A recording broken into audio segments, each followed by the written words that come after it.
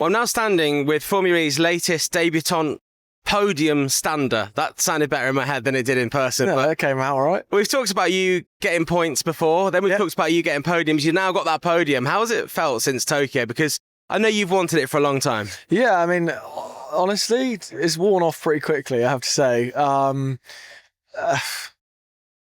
Obviously, I wasn't really in a car for the last few years where I had a chance, unless some sort of miracle, strange Formula E event happened, which is always possible. But now I think, obviously, I'm in a much more competitive car that we seem to be getting a lot more on top of recently. So we're sort of more consistently at the sharp end. It was obviously amazing to get it, but I felt like it could have happened in Monaco as well. Probably should have done. I think on my side and the team side, we didn't quite get that weekend right, considering the pace we had. So that was a bit frustrating. But yeah, then it came in Tokyo. So yeah, it was I think it was coming. Yeah, but it was a nice breakthrough to just to do it. Yeah. We've seen a lot of love on social media from fans and, people around the world of motorsport. What kind of messages have you had privately from maybe people you've raced against? Yeah, all sorts, like people, I've not heard from for a couple of years, responding to Instagram stuff. And yeah, had a lot of messages of support that weekend, which was very nice, It means a lot from everyone, of course, even people I don't know. You seem to have picked up a decent amount of support recently, which is very nice. I think Formula E and this team are really sort of showing sort of me in who I am, rather than just snippets of villainized media, which seems to be what I've been on the receiving end of for many years. Yeah, I mean, don't get me wrong, I say some choice, controversial things every now and again, but at the end of the day, I just tell the truth. That's what I've always done. And that's how I want to be. And I think a lot of people are now seeing that, I'm not, can you bleep? Not, I'm not an arsehole. I'm a good person that cares about the right people and cares about my job. And, so yeah, I think people are starting to see a bit more of the real me, and it's all positive at the moment. Aside from your personality, though, you've told me relentlessly that you're quick, you can do it, and you've proven that in your career before even coming to Formula E. So how does it feel to actually be, backing it up, but having the car underneath you, obviously, Porsche power? I think there's been 2 seasons in my whole career, right back to karting, where I arrive at the track knowing that I've got a car capable of winning, like, consistently. And it was 2018 in F3 and 2011 in Coma Cadets. Those are the 2 years. I feel like I've spent a lot of seasons in places where I haven't been able to put a championship together, but I've always been fast and, won races here and there, Dams, Carlin, F2. But we never really had the car to fight for a championship. So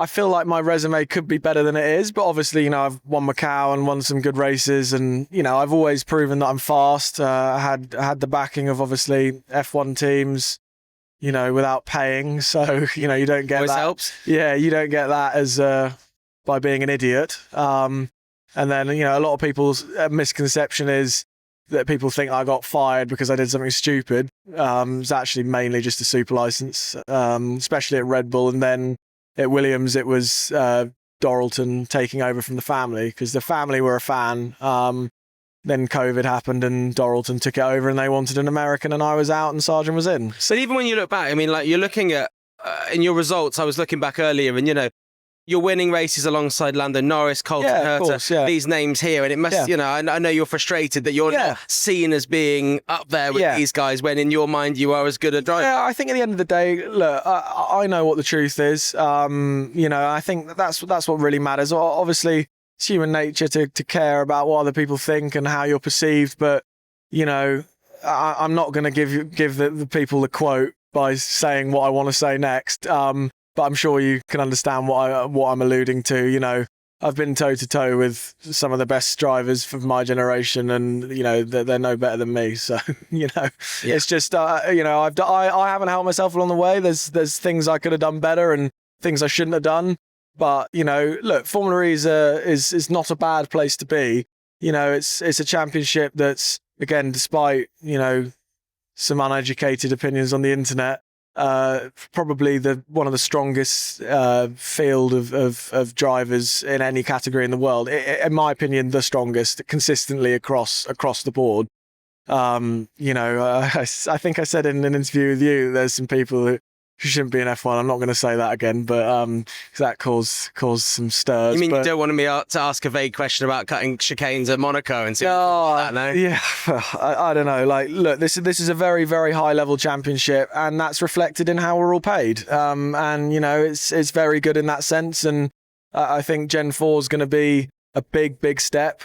Spoken to some people who've been driving it, and some testing that's been going on, and that's going to be very exciting. So I think that's going to be a big jump for Formula E. And I think I'm in a good place to position myself well in this championship, and sort of be one of the prominent figures in the championship. So yeah. You're obviously with a team that's shown a lot of progress this year, but if your results continue and you are, showing your potential now, what do you think the future holds there? Because I know you've said to me before you've got ambitions of, driving for what is considered a top team. Yeah, of course. There are opportunities maybe coming up soon with... There's a lot of movement. There's a lot of movement in the paddock at the moment. It's right for me to look for options, obviously, and now is the time to sort of to explore those. But it's no secret that I'm very happy where I am. Like, I do really enjoy being with this team. I think we're on a quite obvious upward trajectory, and I think that will continue into Gen 4. With the Porsche stuff, and I don't know. That's not for me to get involved in, but let's say this team is with Porsche going into Gen 4, it's going to be a very good place to be. So of course, yeah. We're getting great support from the main team at the other end of the pit lane. But I think, come next year and years going forward, if I'm to remain here, then there's no reason why I don't think we can be a top team. Customer teams have beaten the factory teams before. You just need the right support, the right people here, and we've got a lot of the right people here. So I think there's no reason why we can't be a very strong team in the next few years. And finally, obviously, we're here in Shanghai. Not a track that you're maybe expecting to do as well on because it's not a street-style circuit, but what do you think is achievable for you and David? I don't think it's necessarily just me as a driver. Like, if you analyse it, like, just from the driving point of view, street circuits are, in general, more about the driver.